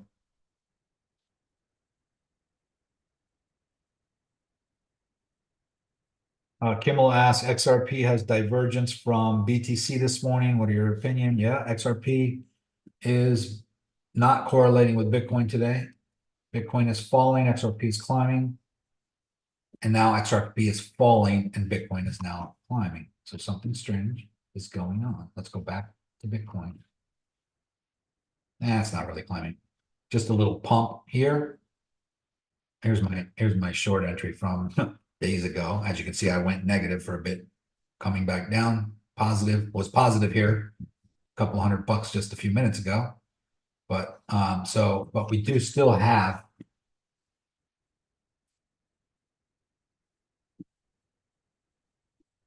this resistance, support. Now we have a falling wedge. Interesting on the lower time frame.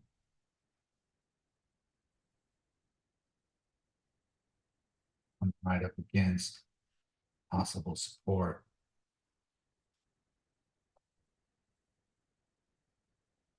Why do I have that line there? 1790. Okay. It might need to be a little lower.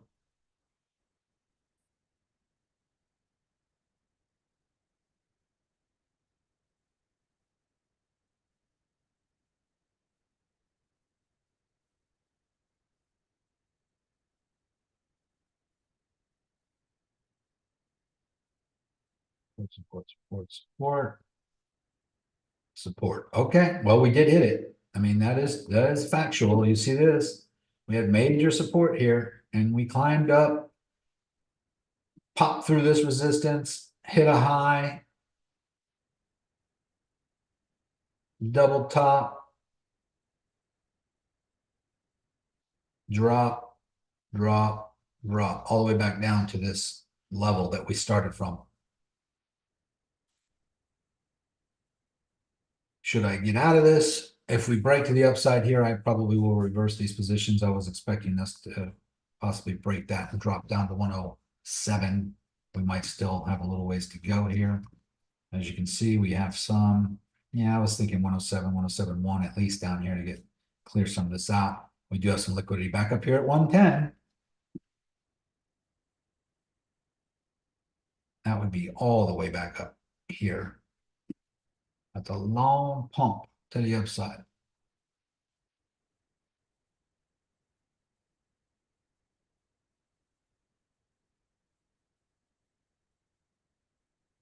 So this being the major support level here, I'm just going to bring this over.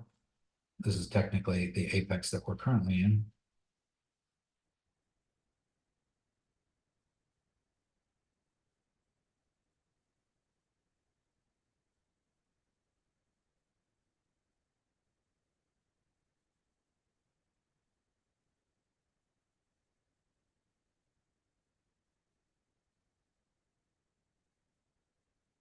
Obviously, we did have a rising wedge. And we broke to the downside, dropped all the way back down to 107.8 support. And this is a range. I would say this whole zone right here.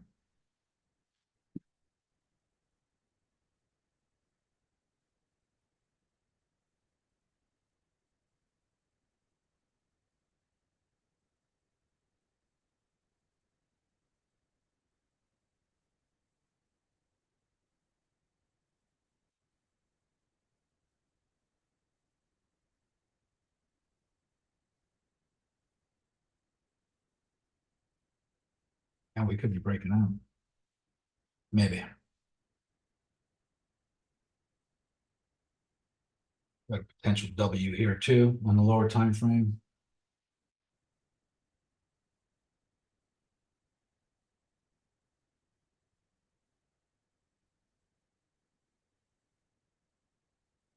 But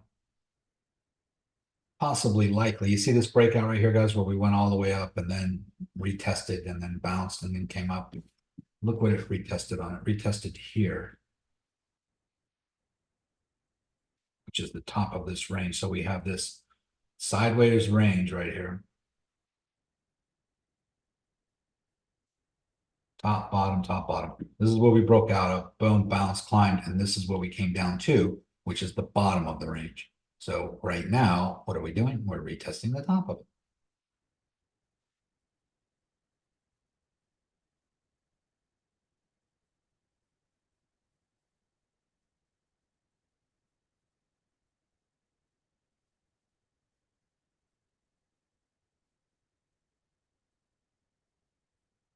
We might have just came right back into this range that we were in before this big breakout pump, right back down to it and right back into it. Unless we break out. So we would have to break out again. Possible we just come back down to retest, break out, or we get stuck in it for a minute and continue this downward wind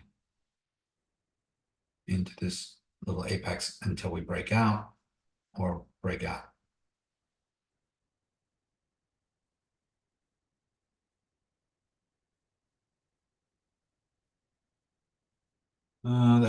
Marlon says, big news for crypto next week. House of Representatives are presenting on the House floor 3 crypto acts that they are dubbing as Crypto Week. The Clarity Act, the Anti-CBDC Surveillance State Act, and the Genius Act. All bullish for crypto. Thank you, Marlon, for reminding us of that. A lot of times though, guys, what you think is positive news in the crypto world causes a big dump at first. I don't know why. No rhyme or reason. Trump could be on stage at Bitcoin conference with 10,000 people in the audience and televised all over social media saying that he's going to make Bitcoin the reserve currency. And, you know, we promised to buy 1 million Bitcoins over the next 5 years. And while he's saying this, the price of Bitcoin's dropping. Anybody understand why that happens? Sometimes you got to be contrarian. When everyone's running towards the cliff, got to go the other way sometimes. And just if you do that without even knowing why you're doing it, you might fare better than most people. You see, I could have got scared a second ago thinking that that big candle was about to break out, and we got a long way to the upside and it's kind of pulling back now. It might be breaking out soon, but just not yet.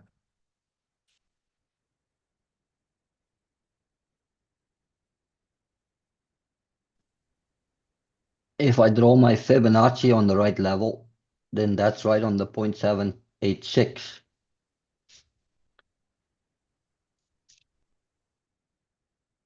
Willem, say that again, buddy. Are you asking me something or telling me? I draw my Fibonacci on my chart there, and then that line, the 108, that's exactly where my 0.786 Fib line is. where it's hitting support here. Yes, or resistance. Oh yeah, right here, yeah.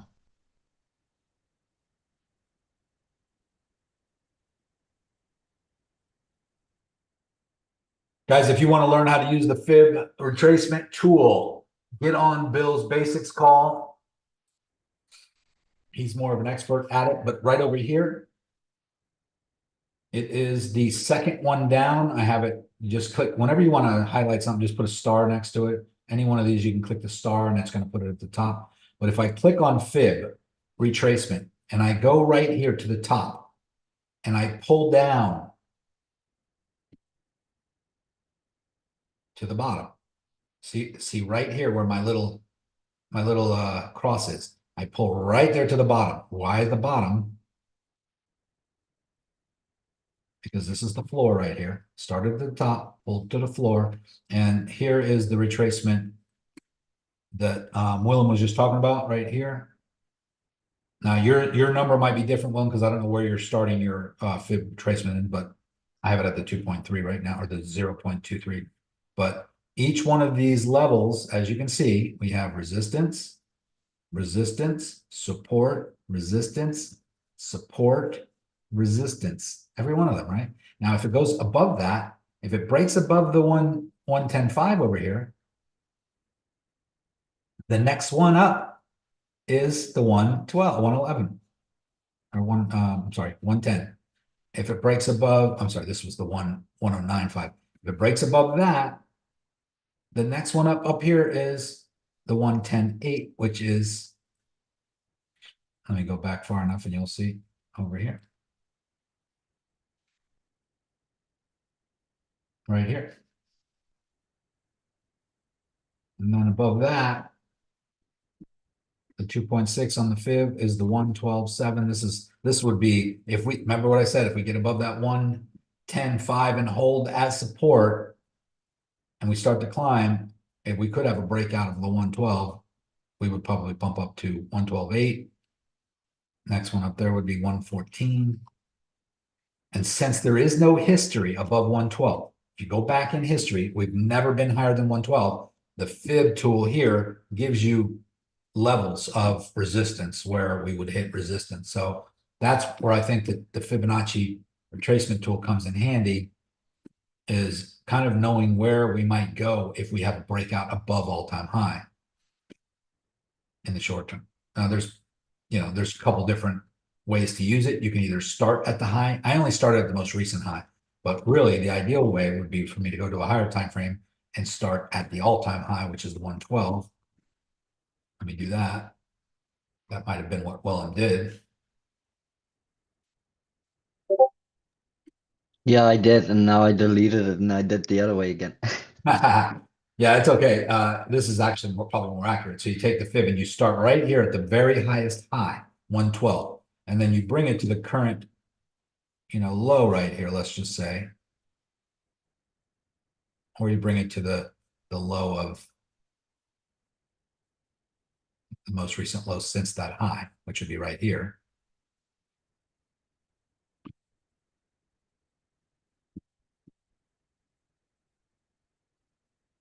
And you can see, like, the fib retracement is pretty right on.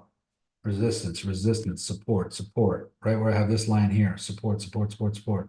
Resistance right where oh, this resistance up here might be a little off. The fib has it up here. I have my line just a little bit lower. So, and then the next one up is right there, resistance, resistance. That's the 110.5 right there. Once we get above that and hold, then we got the 112. Once we break the 112, then we're looking at a, holy shit, there is no resistance until 120. That's the 1.6 on the fib once you get above 112. So if we break that 112 and hold the support, we're looking at a pump probably up to 120.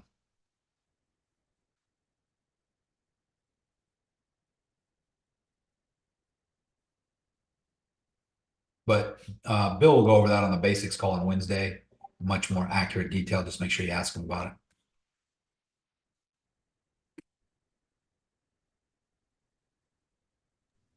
I noticed I went backwards with my Fibonacci from the all-time high to 93, and now you went forward. Does that make a difference? It must be.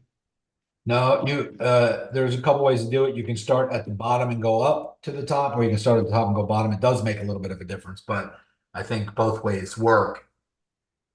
But yeah, that would be a good question for Bill.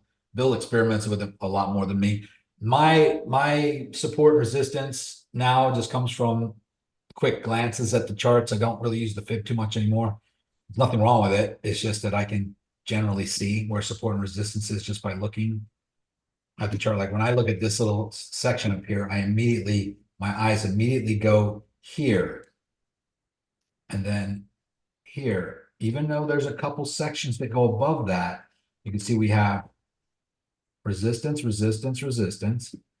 We broke through support, support, resistance, resistance, support, resistance, resistance. We break through support, support, support, resistance, resistance. Now, if I bring this line all the way over, we got resistance, resistance. So, that's pretty accurate. That's as accurate as I need to be. We got a couple little points up here. This is a nice little head and shoulders, and what a head and shoulders normally do. Right to the downside.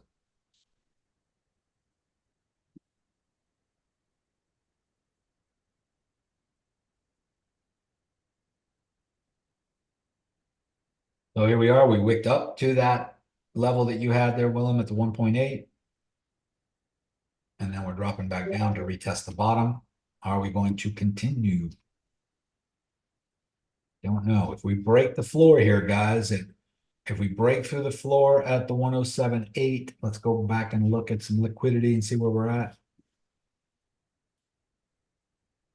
We got some down here at the 107. I would say the 107 even to 107.1, which would bring us right to here.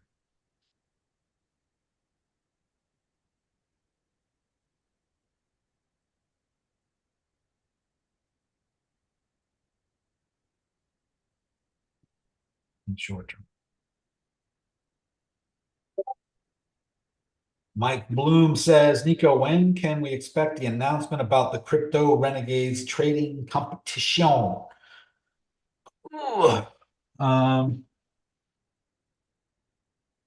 This week, I believe. I might have mentioned that prematurely, but we are working on it right now. We're trying to make sure everything works and that it's in alignment with the challenge we're doing. But we will make sure you guys know as soon as it's ready. It'll probably be starting on the 10th and then going into next week, the week after, through the 14th or something like that.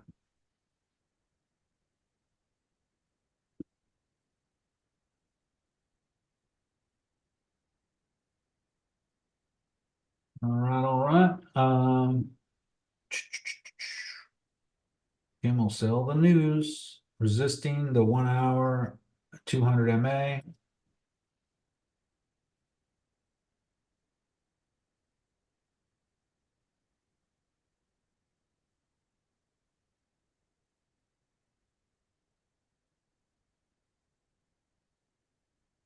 Something we haven't talked about in a while, guys. That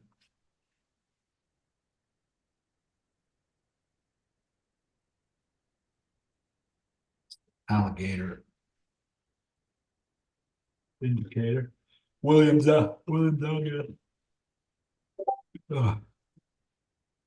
These three lines on the Williams alligator indicator only on the daily. And if the green line crosses the red line to the downside, which right now they're all facing up still, but if that curves and crosses that red line and the blue line, that's usually an indication of a big drop. So if you go back over here and look, whenever that happens, where the green line crosses the red line, the blue line, big dump. Same with when it turns back upwards, when the green line crosses the red line and then back over the blue line. Look at right here. Look at the price. Big pump to the upside. Only on the daily. Do you ever want to look at that? Let's take that out. Let's go to Yeah, but by the time it crosses, you're too late already. it starts to pump, but what the indicator does, it's a lagging indicator. So it's not telling you something's going to happen in the future. It's telling you what's happening, but it is confirmation that it's going to continue that way, probably. It is confirmation, but yeah, you're right. What else were we going to look at here? Oh, the 200 MA. Let me just go to a USDT chart.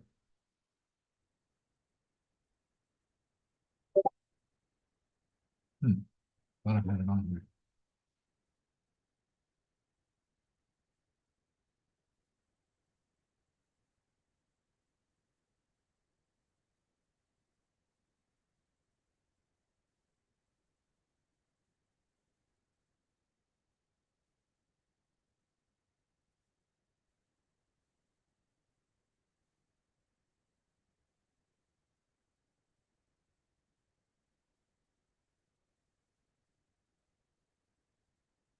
The 200 MA on the 1 hour getting crossed right now.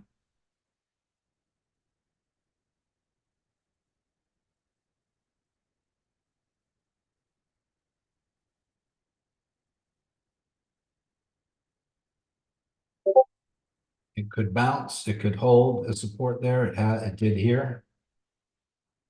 This is the 4 hour, it's not quite there, but on the 1 hour, we did hold. We did wick through it and bounced on it a couple times. And we're coming down to it right now. So it's possible to hold above. This time it did go below and then bounce back up. Once it gets below,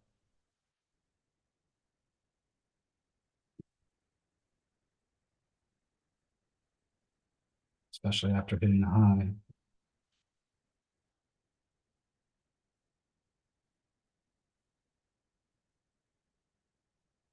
Not something I overly concern myself with there, but it does help to see it once it goes through it. Let's see.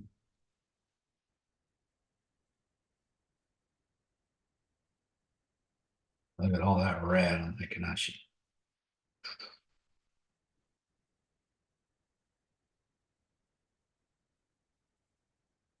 Lots of long wicks down, getting lower and lower and lower, but that does come to an end sometime here, guys, and it could just be right there on this resistance. I mean, support level. What was resistance?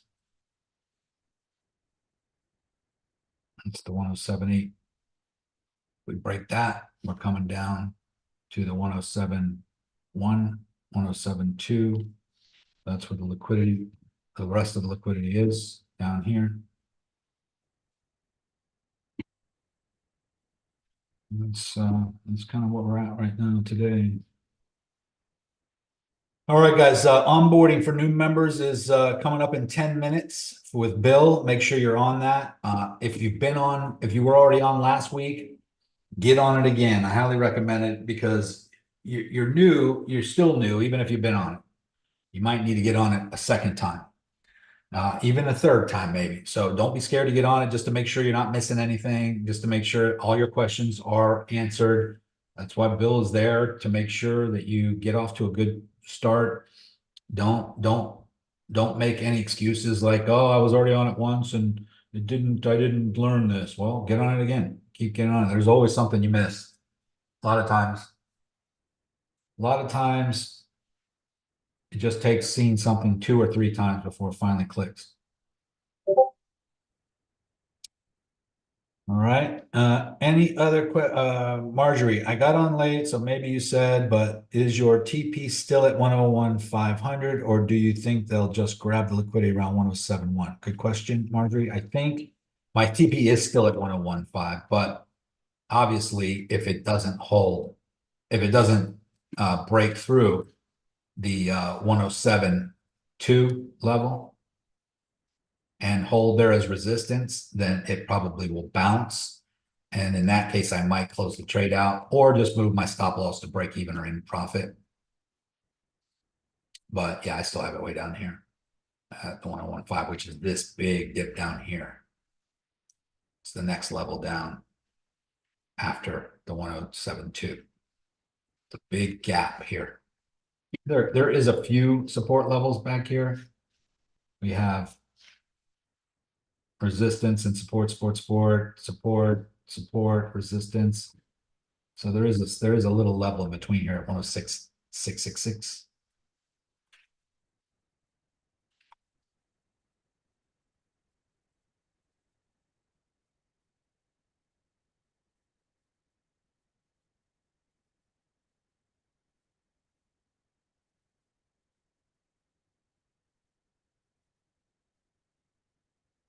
You're welcome.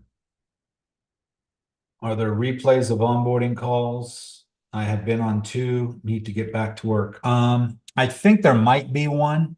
There's one in the Facebook Mastermind pinned under the featured posts. Okay, so yeah, go into the private Facebook group where we upload the recordings of these calls and then go into featured posts. You're welcome. All right, guys, we got to wrap it up. I have a call coming up at 2 o'clock myself. You know, I could sit here all day with you guys if I could. I love talking about it and just sitting here. I'm staring at it most of the day anyway, even when I'm doing other stuff. But if I see anything change, I will definitely post about it. If you don't see any posts from me, then I don't see it change. Like, even if it looks like it's doing something different than I said, I don't see the big, I think that's just temporary, apparently, or whatever. I don't think it's gonna hold. But when I see a real change, when I see something get ready to go a totally opposite direction than something I said, then yeah, I'll definitely let you know. Marlon, you shared this. We got support on, what is this, the moving average right there? What is this line? Yeah, it's a 50 week on the weekly. He's been showing how it's been holding integrity since the last bull run into this one. What is this line? 50? The 50 week on the weekly. 50 week. Okay. Yeah. Yeah, the 50 on the weekly. Yeah. The question is that are we here? Are we here? Or are we here? Yeah. Big question. Because we've done this before and then fell through it. We don't stay on it, top of it forever, guys. We've been holding for a while now. And this high was not much higher than this high. Very similar to here. So that's my concern. If we come back down to it, break through, this is kind of like the Gaussian channel. If we break through into it, then, you know, but we could very well have major runs to the upside. And I'm hoping we do, to be honest with you. I'm tired of seeing us sit at around 100 for a year, you know. We're definitely due for it. There's definitely enough catalysts. There's enough positive information out there. It's just strange that it's not equals amount of Bitcoin being sold as being bought on the open market and privately. So it's like, plus you got a lot of old wallets with tons of Bitcoin sitting in them, just now coming awake after 10 years of sitting dormant, transferring crypto around. That's kind of nerve wracking.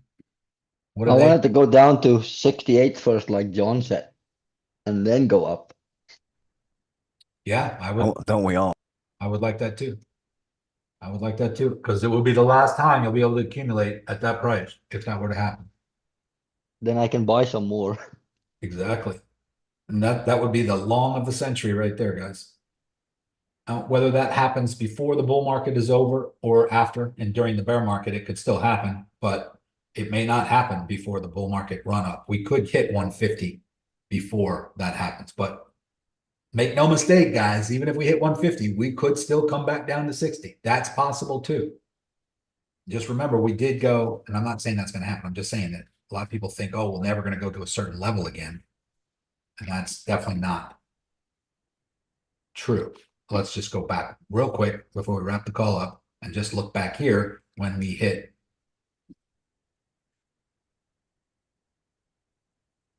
when we hit 68K in the last bull market, right here, we came up from $3,200 all the way to 65K. Dropped all the way down to 28K. That's a 50% drop right there. Came all the way back up to 68K and then went all the way back down to 15.5. That would be equivalent to us going to 140, 68K times 2, double it, and then dropping down to 30, 15.5 times 2, double it. Right? That would be the equivalent of that. Obviously, it's happened before, and that's not the first time. You go back even further, you'll see where we had huge drops back down in the bear market. So 70, 80% is normal. That would be almost be a fluke A fluke not to do it. if that happens. If we go to 150 and drop back down to 30? Yeah. No, I'm just saying it happens over and over again. That's happened many times. That's already happened. You know, throughout the history of, let me just go back over here and show you real quick. What's the 1.6 again? If it goes to 1.6 on the Fibonacci, what would the price be? 170, 168, something like that. Let me just pull that up real quick.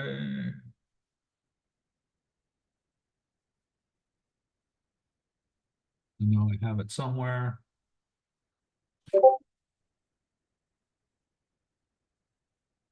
This right here.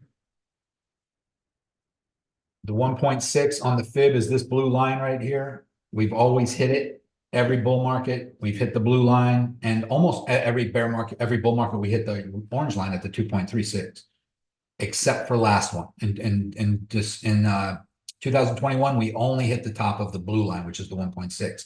We never made it past that, probably because we had COVID and we also had FTX collapse. We had all kinds of crazy things happening.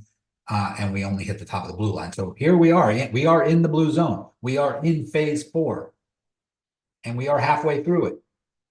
And if we do just hit the top of that blue line, that would be the 1.6. That would be about 170K, 176. And what is the top of the yellow? 540? 541,000 if we hit the 2.3 on the fib. Based on the different phases of the market, we are in phase 4 right now. Once we get above this blue line here, the 1.6, we're in phase 5, and we made it to the top of phase 5. Every bull market, in the one prior to this one, this was 2013, the one prior to that one, we did as well, except for this one. Every one of them, we made it to the top of 1.6, except for this one so far. So, but this one was the first time we didn't break through 1.6. So it's possible this time we don't get to 1.6. I'm just saying that things do change, but a lot of times they remain the same. You got to bet more on the odds. So you 60% chance of us hitting the 1.6, 30% chance of us not based on statistics. And if I just go here real quickly and just go to like the monthly time frame, and I go all the way back. Let me get rid of some of these.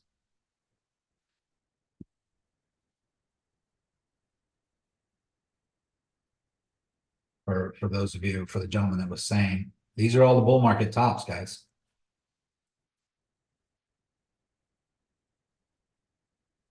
We hit right here, we hit $32 and pulled all the way back to $1.67. That was a 94% drop to the downside. Right here, we hit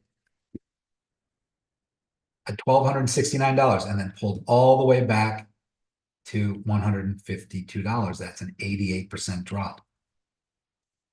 And right here, we hit $20,000 and pulled all the way back down to 3,800. That was an 83% drop. And then this one, we hit 14,000 and pulled all the way back down to 3,800 again. That was a 72% drop. So It happens over and over and over. This one right here, the last bull market in 2021, we hit 68K and pulled all the way down to 15.5. That was a 75% drop. So if we continue to have 75% bear markets, even if we got up here to 170 right here and we dropped 75%, that would bring us down to 39K.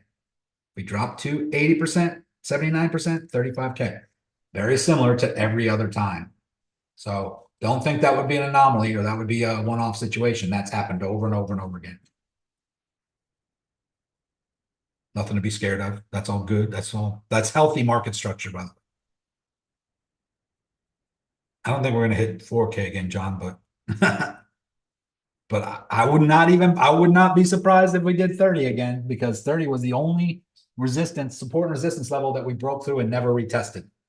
Never retested it since. So I would have my told you so moment if that happened, because I said that I'm going back 2 years now that could happen. All right, guys, I got to wrap it up. Get on the onboarding if you're new. It's already started. The link is in the chat and it's also in the main Discord. I'm going to be keeping an eye on the charts today, and I will let you know if I see anything changing, happening here in the short term. Right now, I am currently in my little short that I've been in. I am in the green. So, where can I get some merch? Say again? Some like a shirt or a hat or something. Oh yeah. We do have a merch channel. Our IT guy was doing something, trying to fix links, and for some reason it's not. We just brought it to his attention the other day that that link is not working, so he's trying to fix it.